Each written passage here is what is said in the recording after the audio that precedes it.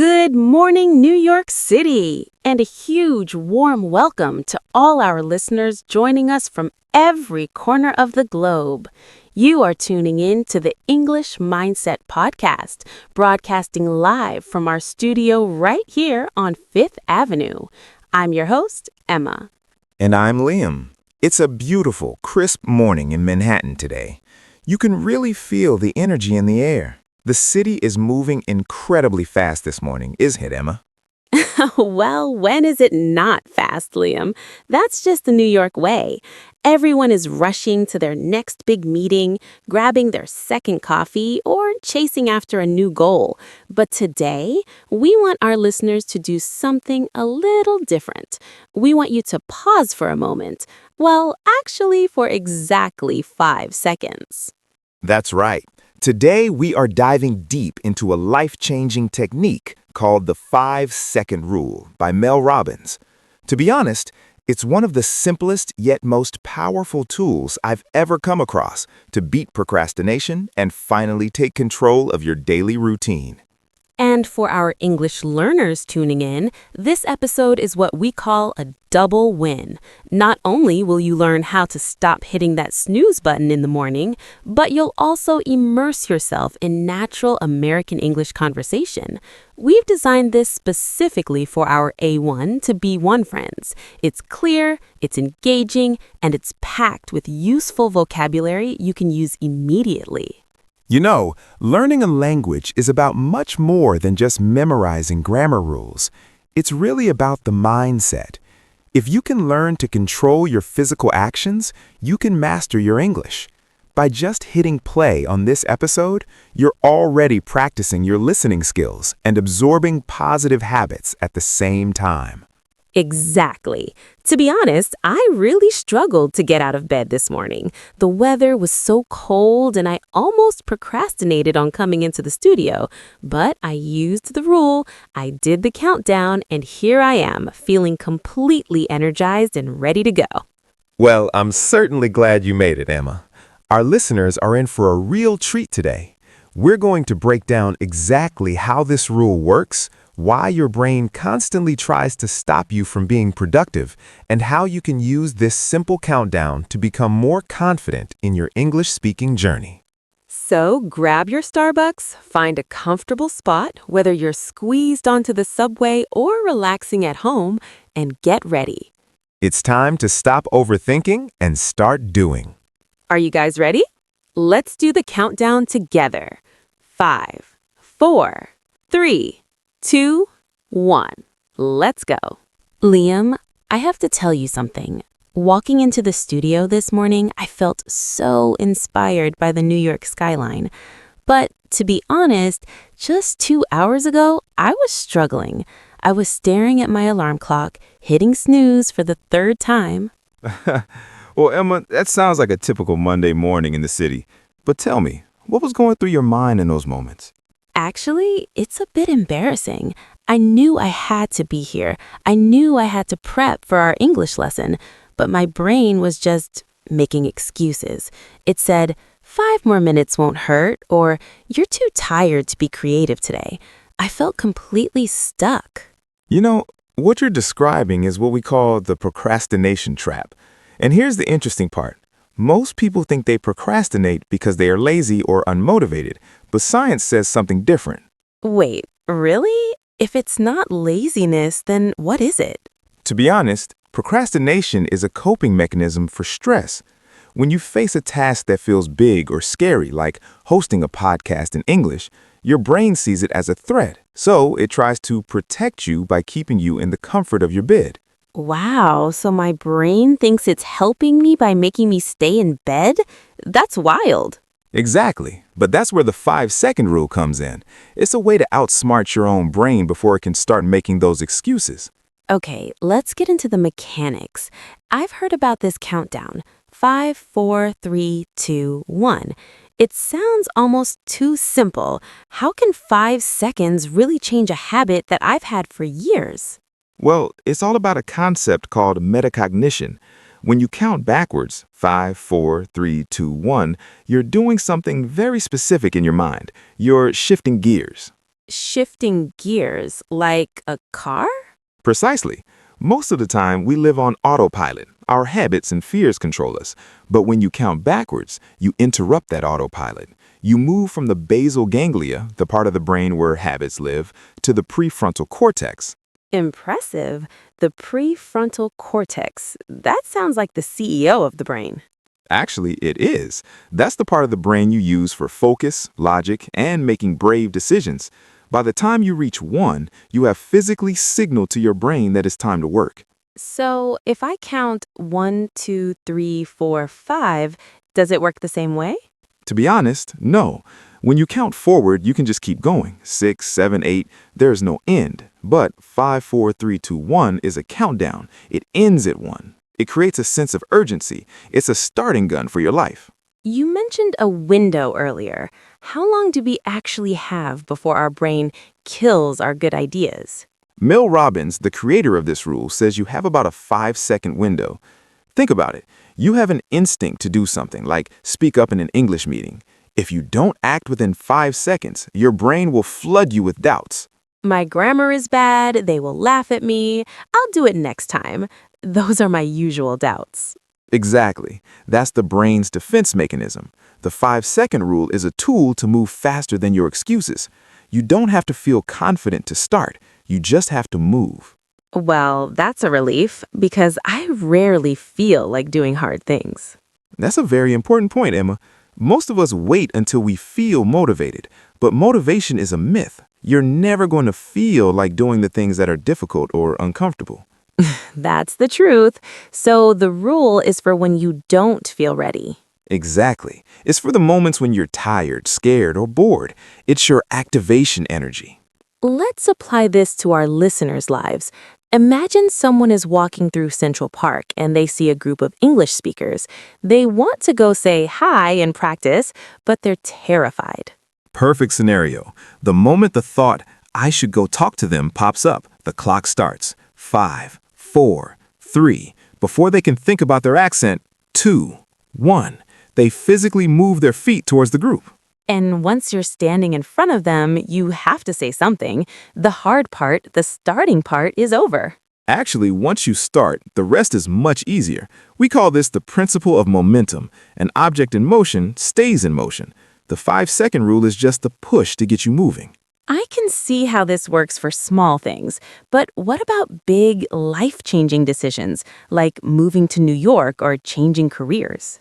To be honest, Emma, big decisions are just a series of small 5-second moments. You don't decide to change your life in one day. You decide to send that one email. You decide to make that one phone call. Each of those is a 5-second choice. Does it get easier? I mean, do I have to count 5, 4, 3, 2, 1 for the rest of my life? Well, eventually you build a bias towards action. You become the kind of person who doesn't hesitate. But even for me, there are days when I still need the countdown. It's good to know even experts need it sometimes. Of course, confidence isn't a personality trait. It's a muscle. Every time you use the rule, you're training that muscle. You're teaching yourself, I am a person who acts. I am a person who keeps my promises to myself. I love that. It's about building trust with yourself. Exactly. For our listeners, don't think about the 10,000 words you need to learn. Just think about the next 5 seconds. 5, 4, 3, 2, 1. Let's keep going. This is just the beginning of our conversation. That was such an eye-opening conversation, Liam. I'm already thinking about my next 5-second countdown.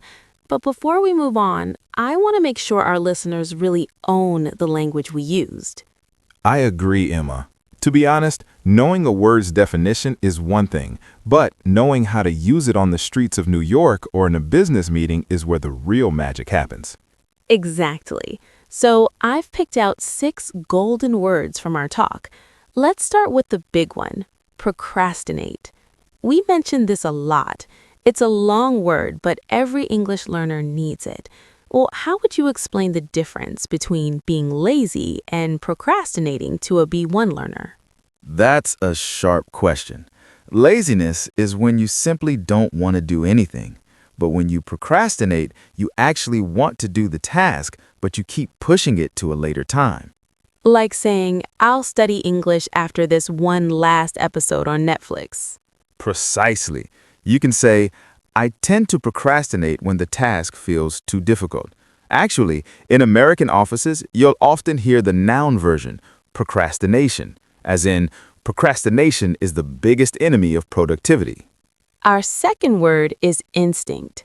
You said we should act on our instinct to move. An instinct is that immediate natural feeling you have before you start thinking. It's like your gut feeling. Can I use it for daily things? Like, my instinct told me to take the subway instead of a taxi today. Absolutely. It's that first flash of an idea. In the 5-second rule, the instinct is the spark. Actually, a common phrase in New York is to trust your instincts. It means to trust your inner voice when making a quick decision. Word number 3, hesitate. This is what happens right before we fail to act, right? Exactly. To hesitate is to pause because you feel uncertain or nervous. I notice that many students hesitate before they speak English because they are afraid of making mistakes. To be honest, everyone hesitates, even native speakers, but the goal is to shorten that hesitation.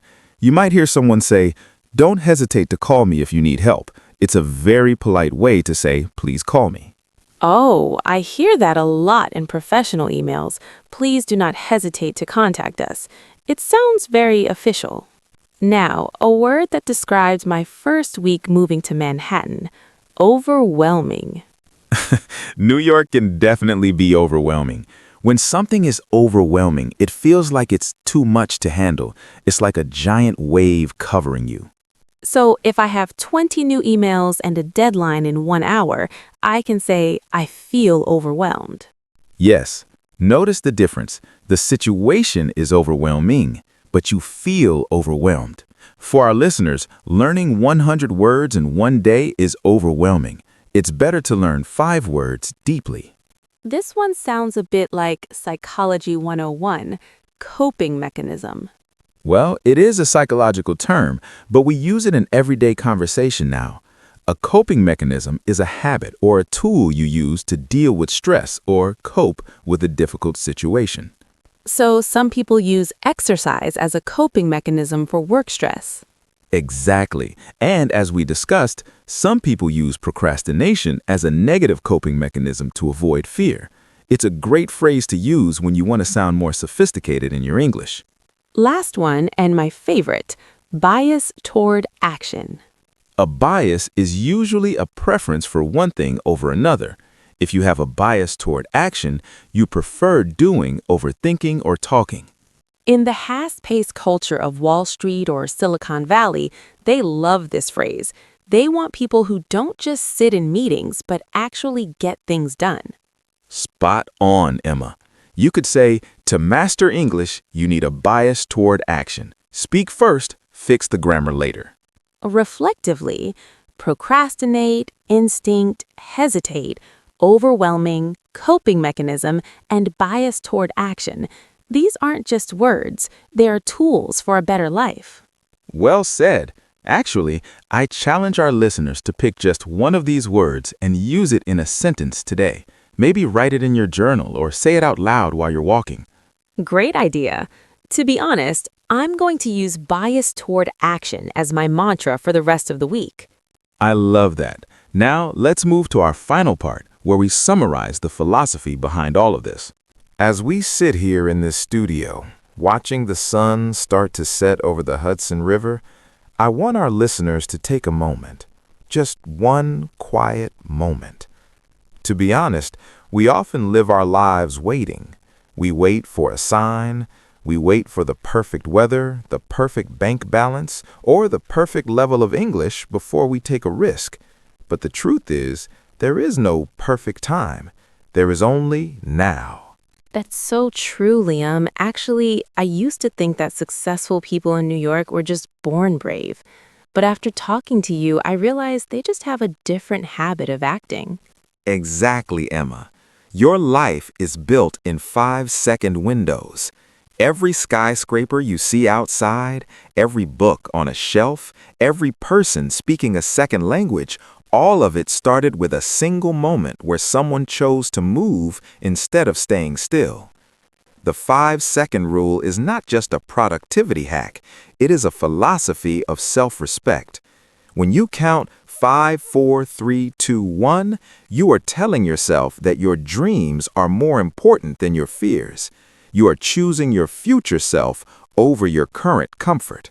So, if I understand correctly, we don't need to feel confident to be brave. We just need to move our bodies. Precisely. Don't let your brain bully you into staying small. You have the power to interrupt your old habits. You are always just one 5-second decision away from a completely different life. For all of you listening right now, let's keep it simple. Your brain wants to keep you safe. But in the real world, safe often means being stuck. If you want to master English, don't wait for the day you feel ready. Use the rule. Want to open that difficult grammar book? 5, 4, 3, 2, 1. Open it. Want to record your voice to check your pronunciation? 5, 4, 3, 2, 1. Hit record. Want to send an email to a potential client in English? 5, 4, 3, 2, 1. Click send. It's about those tiny victories, Emma. Each one is a new beginning. Before we wrap up, we have a question for you, our community. What is one thing you have been procrastinating on this week? And are you ready to 5, 4, 3, 2, 1 it right now? Leave us a comment, send us a voice message, or just say it out loud to yourself. We want to hear about your rocket launch moments. Remember, the power is not in the rule itself. The power is in you and in your countdown. Thank you for joining us in our New York studio today. Keep practicing, keep moving, and we will see you in the next episode.